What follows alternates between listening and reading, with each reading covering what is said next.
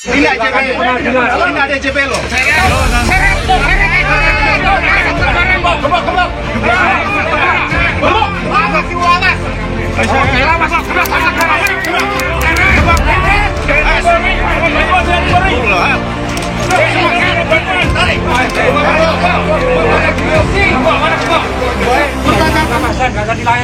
Nah itu ya.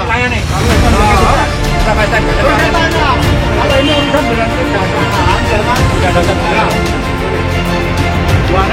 Bermasalah juga. Jadi ini tindakan anarkis yang sangat mempermalukan kota Jombang. Kota Jombang adalah kota yang betul arif bijaksana, tapi tindakan bupati ini adalah tindakan kekerasan dan anarkis. Dilaporkan ke nanti dulu. Nanti ada barang yang dikeluarkan. Ya, tunggu sebentar. Ini ruko tempat berdagang, tempat niaga, bukan tempat ibadah. Ada izinnya? Ada. Sip. Ada izinnya. Ada izinnya. Ada izinnya. Tok nih Pak Heri. Tono. Ini apa? Ini ruko bukan tempat ibadah. Oke. Saya bertanya sampai tahu. Ini ruko untuk niaga, untuk berdagang.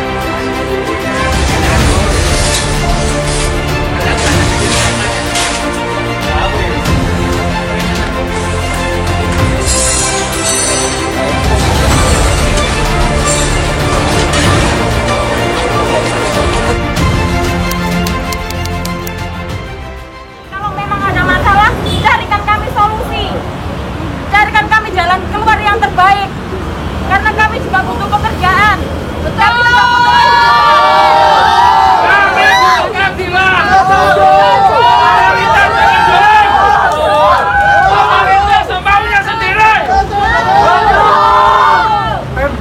juga jangan anarkis.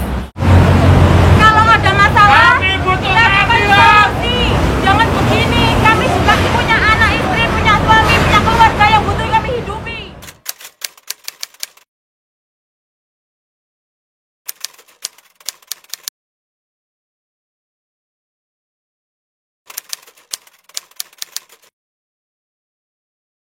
Seperti yang dialami gereja saudara.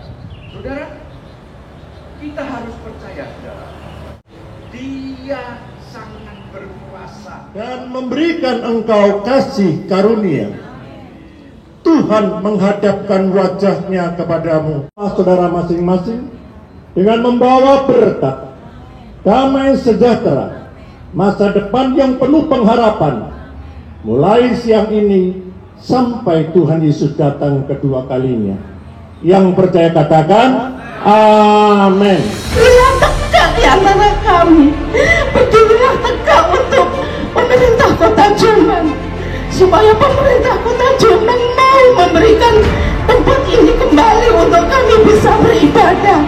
Hentikan dengan Bapak Ibu Pendeta saya, yaitu Bapak Ibu Pendeta Paulus Hari Susanto.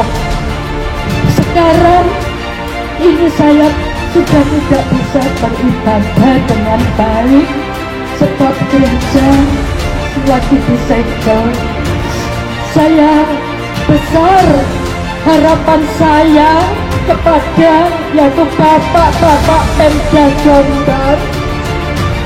Mohon, saya mohon, sangat besar harapan saya, sehingga gereja bisa dibuka kembali dan saya bisa beribadah dengan nyaman. Saya mohon dengan belas kasihan.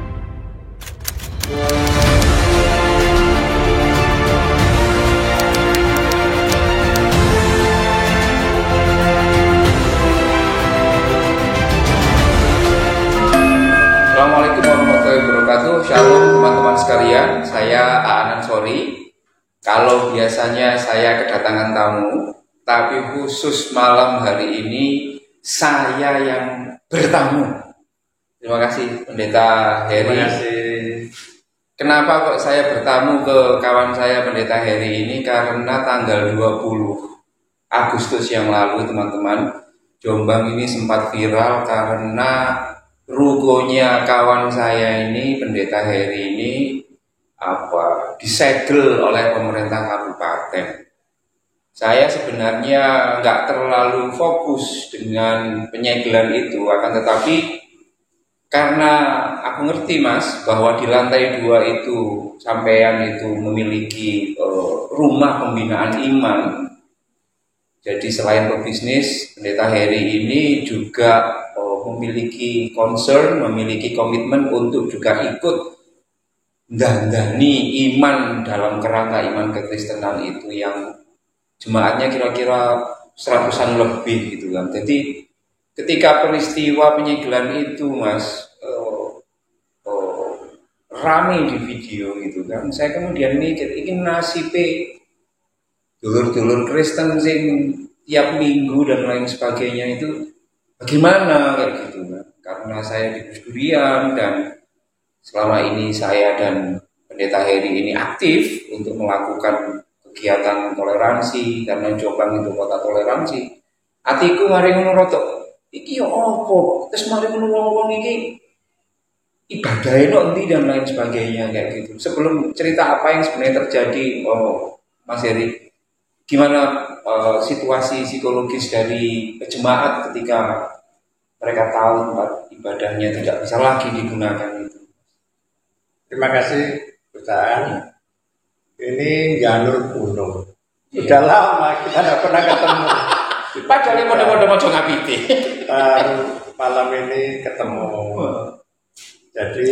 Tapi saya Mas, waktu gegeran itu kan aku ngerti sampean di apa Mas di cengkewing ini kan, kemudian pasti membekas. Sempat ada luka atau ada? Tidak? Oh, gitu. Sempat ada luka. Ya masih memar. Mereka itu nggak tahu kalau sampean ini pendeta gitu. Saya rasa tahu, karena teman-teman saya semua. Oh, jadi yang nutup itu saya kenal semua. Saya kenal semuanya. Saya ini kan, mohon maaf. Iya. Saya selamat malam, Iya. Bapak dan Ibu. Saya ini mau memperkenalkan, saya ini Pendeta Heri Santo. Iya. Saya jadi ketua BAMAK ini sudah 5 periode. BAMAK itu adalah Badan Kerjasama Antar Gereja. Jadi seluruh gereja-gereja di aras Protestan, seluruh Jombang, jenderalnya Pendeta Heri. Nah, kami juga sebagai ketua Indonesia Tionghoa. Oh, Perhimpunan Indonesia Tionghoa. Kami juga sebagai wakil ketua Forum Komunikasi Masyarakat Jombang. FKMJ Mas ya. Kami juga sebagai anggota FKUB, Forum Komunikasi Umat Beragama. Ya, dengan adanya peristiwa yang kemarin itu, yang sangat kami sesalkan adalah tindakan Bupati Jombang yang saat ini sebagai PJ Bupati yang melakukan tindakan kekerasan dan sewenang-wenangnya melakukan penutupan paksa Ruko Simpang 3 dengan cara yang kasar, di mana kami ini ditarik seperti seorang penjahat, dan itu bukan 1-2 orang. Saya rasa itu ramai sekali, kurang lebih antara 50 sampai 60 orang. Dan itu teman-teman saya semua, Mas.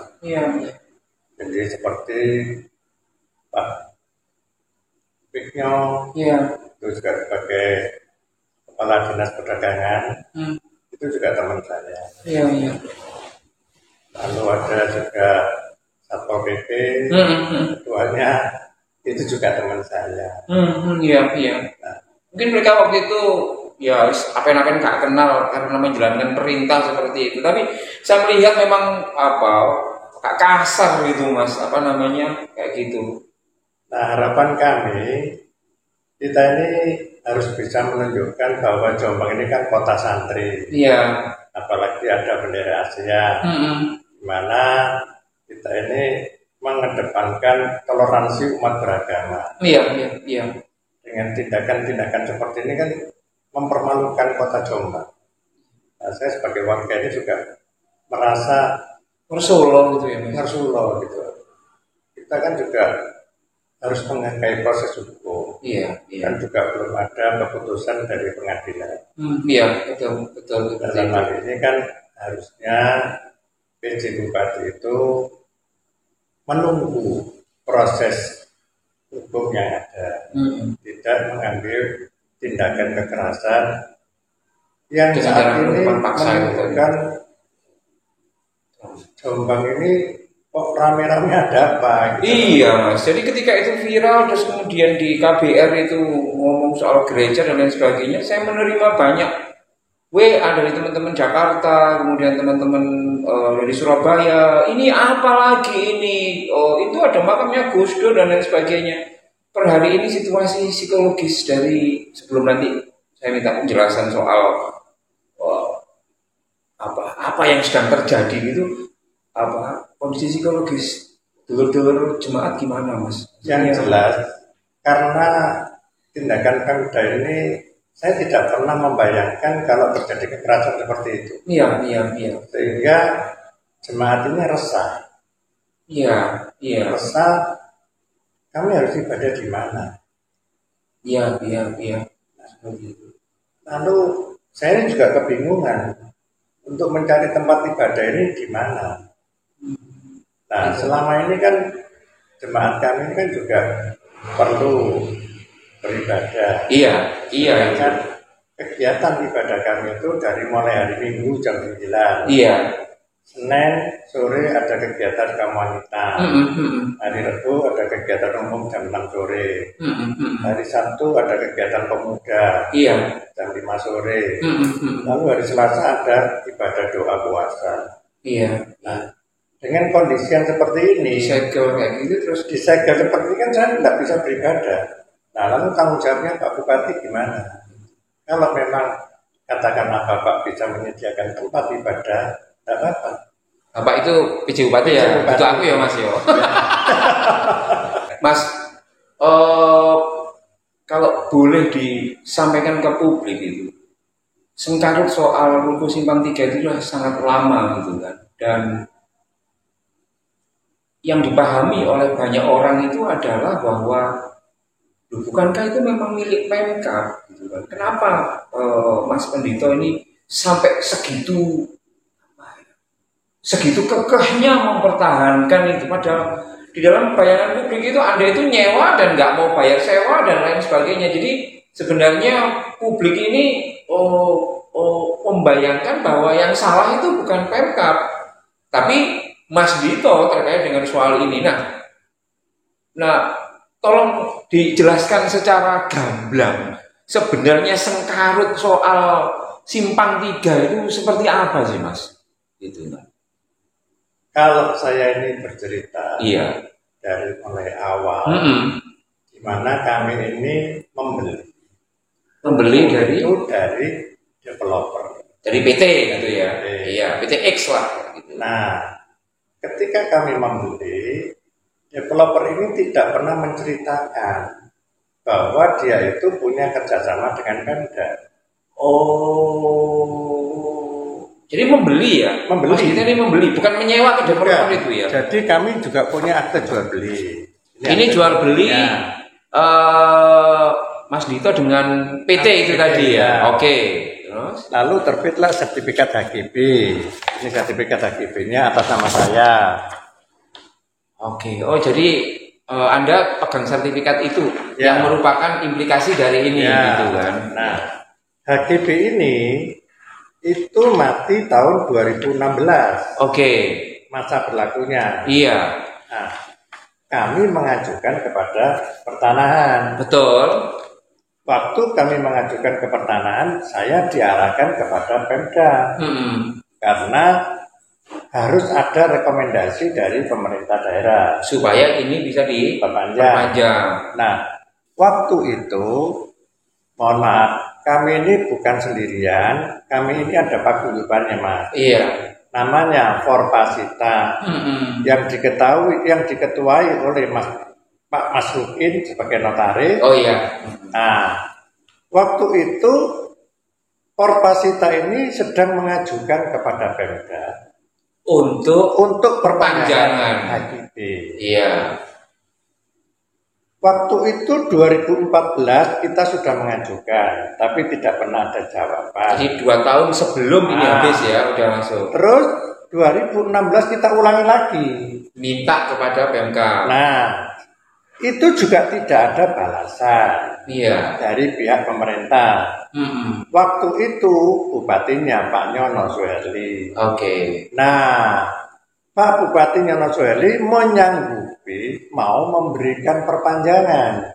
Tetapi waktu itu yang menjadi kepala bagian hukumnya itu adalah Pak Agus Purnomo yang sekarang jadi sekda. Itu sebagai kabak hukumnya. Karena Pak Nyono ditangkap di KPK, lalu situasi pemerintahan pada waktu lagi kacau. Peralihan antara Pak Nyono ke Bu Mujidah. Nah, itu berlarut-larut tidak ditanggapi oleh Pemda. Lalu tahun 2022 kami disurati oleh sekda karena katanya waktu itu sekdanya siapa? Tahun 2020. Agus Pur. Oh, yang ini ya kabak hukum ya, Kami ditagih oleh sekda bahwa ruko kami ini harus membayar sewa. Satu rukonya ini di sini dikatakan satu rukonya 19.150.000 per tahun sewanya. Dihitung sampai 5 tahun. Dari 2020. Dari 2016 sampai 2021. Berarti 5 tahun. 5 tahun. Padahal kami ini tidak pernah punya perjanjian sewa menyewa dengan Pemda. Kami ini beli dengan akte jual beli. Kenapa saya ditagih untuk bayar sewa? Sedangkan selama tahun 2000 kami ini juga membayar PBB. Yang SPPT PBB itu ya. PBB itu atas nama siapa? Atas nama saya, Heri Susanto. Nah, pada waktu itu kami bersurat kepada sekda. Tahun berapa itu? Tahun 2022. Setelah adanya ketagihan itu ya. Kami bersurat kepada sekda. Surat saya ini tertanggal 18 September 2023. Saya tanya atas dasar hukum apa sekda ini menagih saya sewa. Tapi tidak pernah ada balasan. Iya. Dalam kurun waktu yang tidak lama, waktu PJ Bupati Sugiat itu juga menyurati saya. Yang disurati itu sampean, sampai Mas. Nah, sebelum surat ini dilayangkan, seluruh penghuni ruko ini telah dipanggil di kejaksaan. Waktu itu memang itu. Nah, di kejaksaan kami di BAP. Semuanya di BAP. Nah, saya jelaskan di kejaksaan, kok saya ini dituduh korupsi. Nah, saya bingung. Wong saya ini mengeluarkan uang, kok saya dituduh korupsi. Nah, arti korupsi itu kan saya memakai uangnya negara. Menimbulkan. Padahal saya ini memberi uang kepada pemerintah, bayar pajak. Nah, permasalahan yang dimintakan tuduhan saya ini adalah sekda ini kena pemeriksaan dari BPK. Temuan. Betul. Nah, saya juga bingung, Mas. Yang dapat temuan ini kan Pemda. Nah, saya ini kan bukan Pemda. Saya ini kan pembeli rakyat biasa. Nah, dari temuan Pemda itu kok saya harus membayar sewa. Nah, ini kan menurut Anda itu nggak masuk akal gitu kan? Ya saya juga bingung, Mas. Aku nggak paham hukum ya, Mas.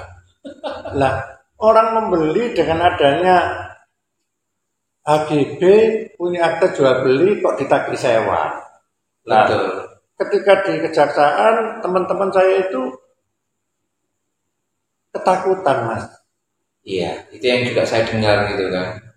ada semacam situasi yang membuat mereka ini para sehingga tahanan ini. Saya itu kasihan sama teman-teman saya yang punya ruko di sana itu, Pak.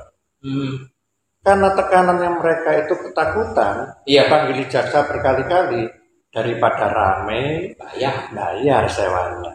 Dari 2016? Dari 2016 sampai 2021. 2022, lalu 2023, 2024 dinaikkan. Saya dengar teman-teman bayar 37 juta sekarang. Per tahun? Per tahun, satu ruko. Padahal, Mas, belum ada perda mengenai sewa menyewa ruko simak. Itu yang Anda gunakan ketiadaan perda, ketiadaan aturan hukum menyangkut sewa menyewa di sini, yang Anda gunakan sebagai titik poin Anda terus melakukan perlawanan, begitu ya? Bahwa memang belum ada aturannya menyangkut soal itu. Sebenarnya saya tidak melawan, Pak. Kami ini hanya memberikan kejelasan bahwa kami ini tidak pernah sewa, kami ini membeli. Itu yang kami jelaskan.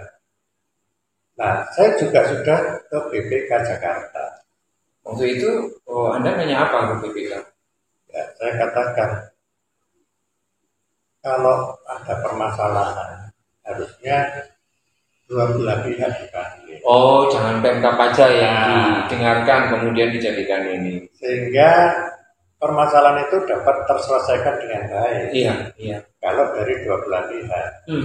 Nah, saya katakan bahwa aset ini kami telah membeli dari developer. Artinya kami kan sudah menerima hakiki. Iya. Nah, sedangkan perda ini kan HPL. Betul. Hak pengelolaan. Ketika kami membeli, itu kan hak pengelolaan itu berpindah kepada PT. Nah, seandainya PT ini tidak mengalihkan, tidak menjual, harusnya PT ini menyewakan ke saya, bukan menjual. Betul. Kalau menjual berarti kan ini sudah dipecah-pecah, jadi 55 ruko. Iya. Nah, ini kan kami juga bingung, Mas. Kalau berbicara mengenai tentang aturan pemerintah, bagaimana saya nggak paham, Mas. Itu ada pengacara kami yang menangani masalah siapa yang berhak, siapa yang punya ini. Nah, sebenarnya kita ini cuma minta keadilan. Maksud saya gini, Mas. PJ Bupati itu jangan asal menggembok, nunggulah proses hukum. Sementara kalau belum ada proses hukum yang baik, yang dibuka gembok itu supaya karyawan saya bisa bekerja, supaya jemaah saya juga bisa beribadah. Anda sudah pernah sampaikan itu ke PJ belum atau? Mohon maaf, Ustaz. Saya ini lagi jadi sorotan publik. Ketika saya ingin berbicara kepada salah satu pejabatnya itu takut. Ada apa Pak Heri ke Pemda?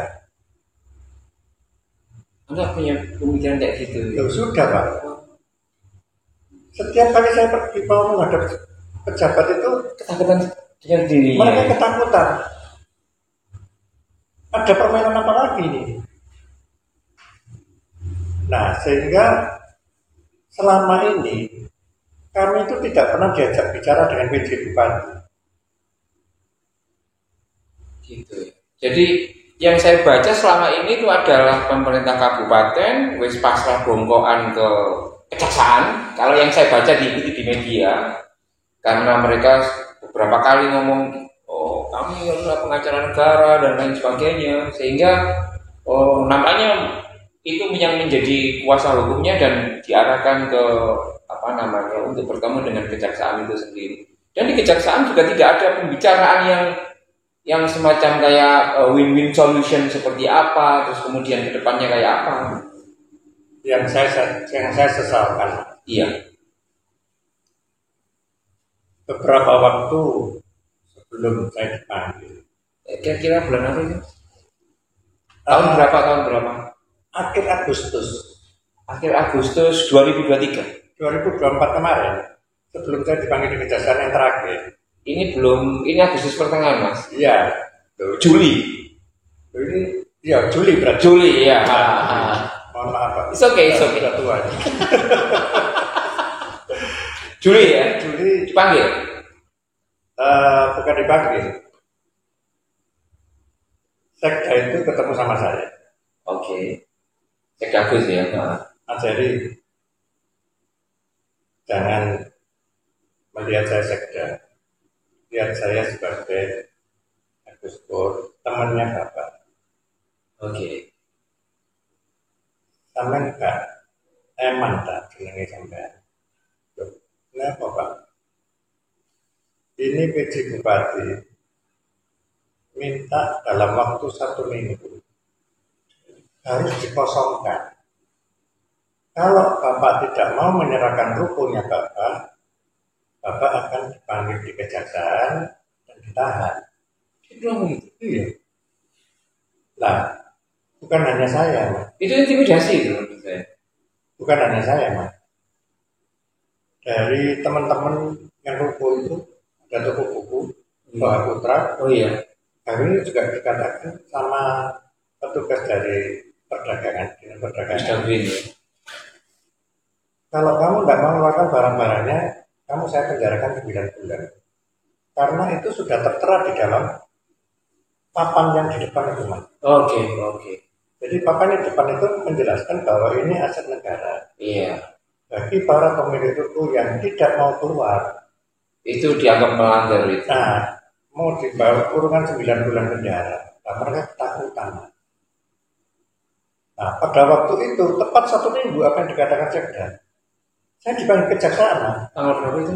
Tanggal 1 Agustus. 1 Agustus ya? Iya. 1 Agustus saya dipanggil kejaksaan. Dipanggil itu pakai surat ya? Pakai surat. Oh iya. Nah, dalam suratnya itu ini sudah penyidik. Oh iya, yang ramai itu kan ini. Saya kan ketemu teman-teman saya. Pak. Dia mengatakan, Pak Edi, kamu nggak pulang. Kamu akan ditahan di kejaksaan. Iya. Di WA ya? Yang ngomong ya di WA. Yang bicara dengan saya. Itu pada waktu itu Mas Heri di kejaksaan? Belum ya? Besoknya, tanggal 1-nya. Oke, ini 1 hari sebelumnya. Nah, rumor di masyarakat bahwa saya akan di tanggal 1 besok nanti itu pasti akan dimasukkan. Terus saya datang tanggal 1 sama siapa Mas? Sama pengacara saya. Saya ditanya. Yang nanya penyidiknya? Penyidiknya. Pak Kajari nggak ada di situ? Nah ini nanti dulu. Oke. Dari jam 11 pagi saya ditanya. Lalu saya pulang karena saya nggak bawa data. Terus saya datang setengah 3 sampai jam 8 malam. Iya. Nah, pada waktu saya ditanya, lokasi pertanyaan itu sama dengan yang 3 kali saya dipanggil. Apa itu Mas? Ya seputar masalah ini. Apakah Bapak tidak tahu kalau ini asetnya Pemda, bekerja sama dengan PT, ada perjanjian 01. Iya. Saya katakan, saya tahunya itu setelah rame-rame tahun 2022. Dan saya tahunya itu saya dikasih. Perjanjian itu saya dikasih. Jadi perjanjian antara PT itu dengan PMK. Saya dikasih.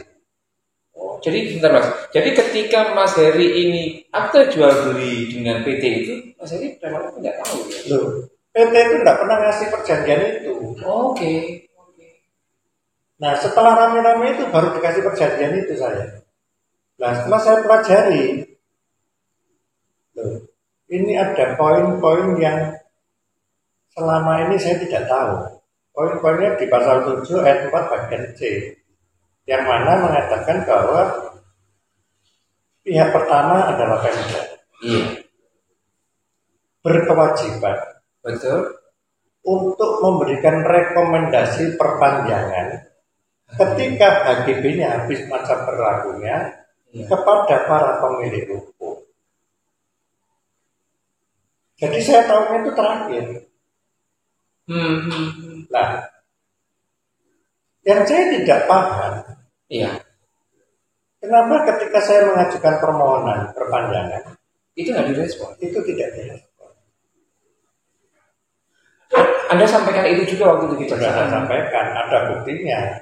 Kami mengajukan perpanjangan itu ada buktinya. Saya lampirkan buktinya. Nah, saya ditanya lagi, menurut Pak Heri, ini asetnya siapa? Aset saya, punya saya. Kenapa saya katakan? Karena sudah dijual sama PT kepada saya. Ada jual belinya, dan saya juga akan bangunan. Seandainya saya jawabnya salah malam itu, masuk. Dan teman-teman saya di luar itu mengetahui kalau sudah disediakan mobil tahanan di luar. Jadi memang sudah dikondisikan sedemikian rupa. Saya tidak paham itu. Soal kondisi tempat kejadian itu saya tidak paham. Cuman memang pada waktu itu istri saya juga cemas. Pasti. Ini jam 8 kok belum pulang. Nah, yang saya tidak bisa berpikir lagi itu Kajari, Mas. Kajari yang Pak Agus ini ya? Pak Agus Chandra. Pak Agus Chandra. Manggil saya di ruang Kajari. Jadi setelah selesai di PHP, jam 8 selesai, saya dipanggil, Pak Heri dipanggil Kajari. Selama saya dipanggil kejaksaan, itu nggak pernah Kajari nunggu sampai jam 8 malam. Saya juga tidak paham. Ketika dipanggil sama Pak Agus itu, kalau boleh tahu apa yang diobrolkan? Sama pertanyaannya. Saya ditanya, tuh, Bapak kan bayar. Saya kan pernah bayar 5 juta sama 20 juta. Bayar kemana? Ke Pemda. Iya. Saya ditanya gitu, kalau Bapak bayar kan berarti tagihannya Bapak satu ruko 95 dikurangi 20 juta kan 75. Oh maaf Pak Kajari. Saya itu nitip. Dalam titipan itu tidak ada kata-kata bayar sewa. Kenapa saya bayar? Karena saya takut. Teman-teman saya dari Pak Guyuban itu mengatakan Pak Heri bayar loh. Ini sudah tingkat penyidikan. Kalau kamu tidak bayar, kamu nanti masuk penjara pidana. Teman-teman bilang seperti itu. Karena saya takut. Iya. Karena saya ditekan, saya nitip. Nah, saya ditanya, nitip apa? Ya nitip uang. Rekening apa? Rekeningnya Pemda. Nah, saya ini beli. Nah, kalau saya beli, ngapain saya bayar sewa? Iya. Logikanya kan gitu, beli kok kemudian lalu bayar sewa itu sendiri kayak gitu. Saya itu kasihan teman-teman saya. Iya. Nasib mereka juga sama dengan saya. Betul. Jadi teman-teman yang punya ruko di sana itu juga ada ketakutan semua. Maka dari itu malam ini saya mohon keadilan. Betul. Supaya pemerintah itu juga bisa mengedepankan proses hukum yang ada di Indonesia. Ini menjadi menarik ya Pak Pendeta Heri. Pasca penyegelan ini kan saya tadi lewat di sana dan masih disegel kan, masih ditutup, terus kemudian ada satu pelang besar kayak gitu. Kalau situasinya seperti ini, apa yang langkah-langkah ke depan apa yang sampai akan lakukan? Ya, kemarin saya ketika selesai disegel paksa itu, saya juga melaporkan ke Polres Jombang.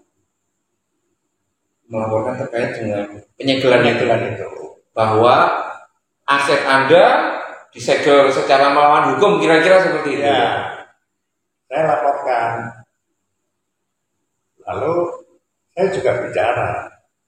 Ini kan saya terpaksa dengan penyeretan secara paksa seperti orang penjahat aja. Iya, iya. Itu videonya viral kemana-mana itu. Ya, demikianlah kira-kira bisa menjadi pemahaman di masyarakat. Betul, betul. Bahwa apa yang dilakukan oleh pemerintah kabupaten ini sangat memalukan. Dengan kekerasan-kekerasan yang dilakukan seperti itu. Saya mau agak fokus ke soal gereja itu terus.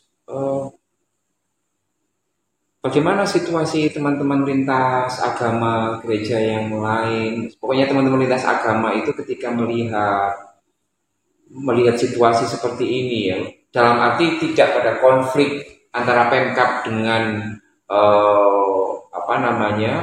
PT-nya Mas Heri, tetapi bahwa ada fakta bahwa penyegelan itu membuat ratusan jemaat itu tidak bisa lagi beribadah begitu kan. Selama ini seperti apa respon teman-teman itu? Ya. Saya melihatnya adem ayem aja gitu. Banyak yang telepon saya khususnya dari pihak pusat. Oh iya, iya. Yang merasa kasihan. Kenapa terjadi permasalahan seperti ini?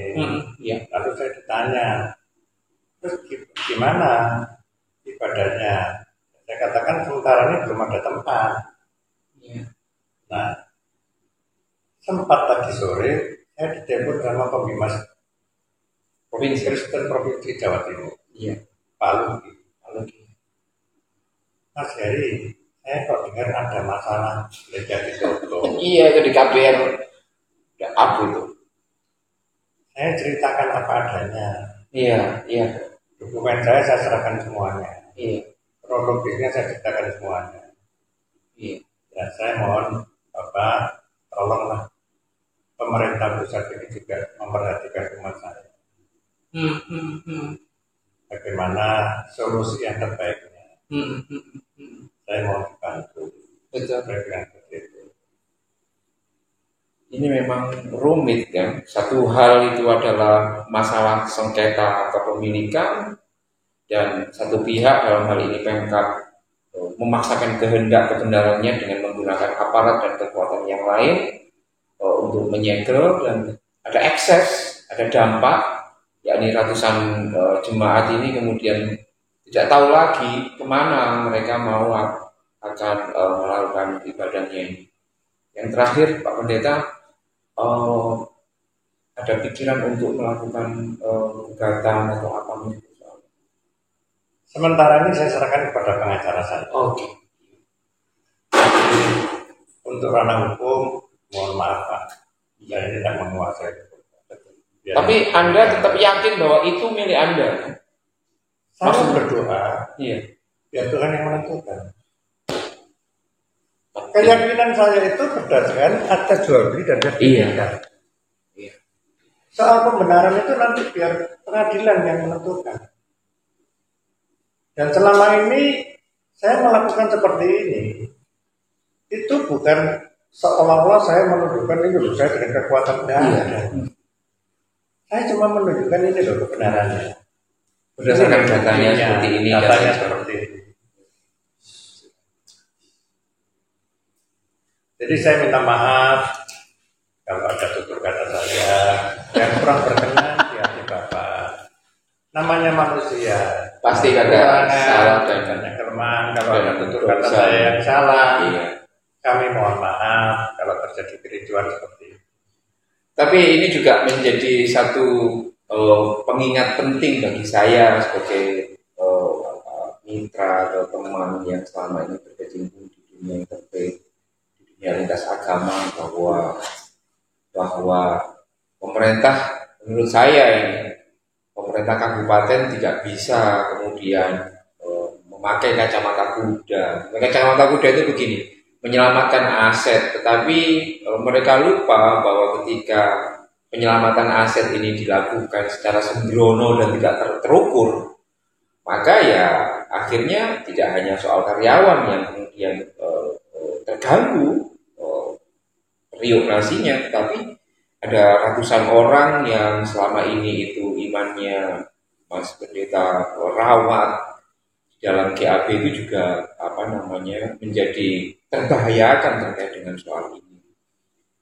Saya mikir sebagai personal dan teman-teman Muslim yang concern di urusan kemerdekaan beragama dan berkeyakinan, saya akan terus mendorong kepada Pendeta Heri dan juga teman-teman agar supaya bisa menjalankan ibadahnya secara tidak terganggu. Dan saya tidak tahu bagaimana, saya berharap video ini didengar oleh semua pihak, terutama PJ, bahwa Anda mungkin 2 bulan, 3 bulan di sini dan jangan sampai meninggalkan noda yang menurut saya akan membekas di CV-nya. Ini kalau nggak diselesaikan ya soal GAB ini, maka sampai kapanpun menurut saya PJ itu akan dikenal sebagai orang yang menyelamatkan aset tapi membahayakan kehidupan beragama dan berkeyakinan di Jombang. Mas, yang terakhir, kalau di tempatku itu Mas diyakini bahwa doa orang-orang yang teraniaya itu adalah sangat mustajabah, sangat makbul kayak gitu. Jadi untuk menutup sesi ini saya mohon kepada Mas Dito Heri untuk mendoakan supaya situasi ini menjadi lebih clear, Tuhan hadir, tidak hanya hadir tapi wujudnya jelas, yaitu soal datangnya keadilan itu sendiri. Silakan Mas, saya mengamini. Terima kasih Bapak. Saya berdoa supaya situasi ini segera terselesaikan. Permasalahan Ruko Simpang 3 dengan terselesaikan dengan arif dan bijak, sehingga semuanya ini dapat terselesaikan dengan baik dan seluruh yang punya Ruko Simpang 3 juga dapat kembali ke sana. Dan kita juga berdoa supaya pemerintahan Kabupaten Jombang semakin baik dan meningkatkan kinerja yang baik, sehingga seluruh masyarakat Jombang ini bisa menerima kebaikan, bahkan aman, tentram, damai sejahtera, tidak ada keributan seperti ini. Itu yang dapat kami sampaikan. Terima kasih, kiranya Tuhan Yesus memberkati. Amin. Amin. Terima kasih Mas Heri atas diskusi dan ngobrolnya, dan kita berharap Jombang akan terus menjadi barometer toleransi dan juga menjadi barometer keadilan bagi semuanya, termasuk bagi teman-teman yang sekarang berjuang di Ruko Simpang 3. Terima kasih. Assalamualaikum warahmatullahi wabarakatuh. Shalom. Shalom. Dan memberikan engkau kasih karunia. Tuhan menghadapkan wajahnya kepadamu, saudara masing-masing, dengan membawa berkat, damai sejahtera, masa depan yang penuh pengharapan, mulai siang ini sampai Tuhan Yesus datang kedua kalinya. Yang percaya katakan, amin.